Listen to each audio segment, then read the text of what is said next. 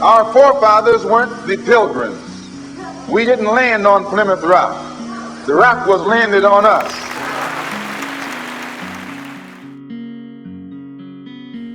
With regards to Thanksgiving, let's start with the first thing. Everything you've been taught throughout preschool, throughout the years of celebrating Thanksgiving over and over, is not the full story.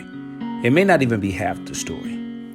Prior to 1620, Native Americans were living on this land that we call the United States of America for an estimated 12,000 years before any British settlers arrived. We're not Americans. We are people who formerly were Africans who were kidnapped and brought to America. The idealized image of the Pilgrims projected as being noble men, God-fearing, and hard-working people is a flight into fantasy, or more or less a myth. Captain John Smith gives us the mental state of the Pilgrims. He wrote, "So great was our famine that a savage we slew and buried, the poor sort, took him up again and ate him. And one amongst the rest did kill his wife, powdered her, and had eaten parts of her." This gives us a clear picture of the mental state of mind and the type of people that we are dealing with regards to the Pilgrims. We were brought here against our will. We were not brought here to be made citizens.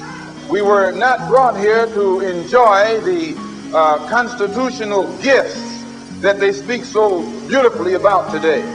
Because we weren't brought here to be made citizens today, now that we've become awakened to some degree and we begin to ask for those things which they say are supposedly for Americans, they look upon us with hostility and unfriendliness. And why were Africans brought to America? They were brought here because the natives had been almost exterminated. They had been slaughtered, given smallpox in blankets, the very first biological warfare known to mankind. The Pilgrims came to this land, what we now call the United States of America, on a ship called the Mayflower. They were English Europeans exiled from England. They were considered criminals in their homeland. They received money for the Mayflower from European investors who directed them to take all the valuables they could steal and send them back. The Pilgrims arrived in a weak state. If not for the natives, the so-called Indians, they would have perished. The natives fed them and taught them, and they repaid the natives with brutal attacks on their families and villages.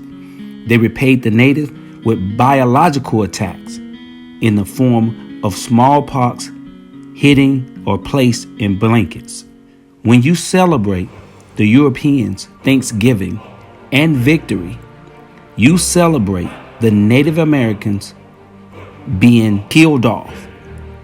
You celebrate the coming into being of the need for African Americans to come till the land.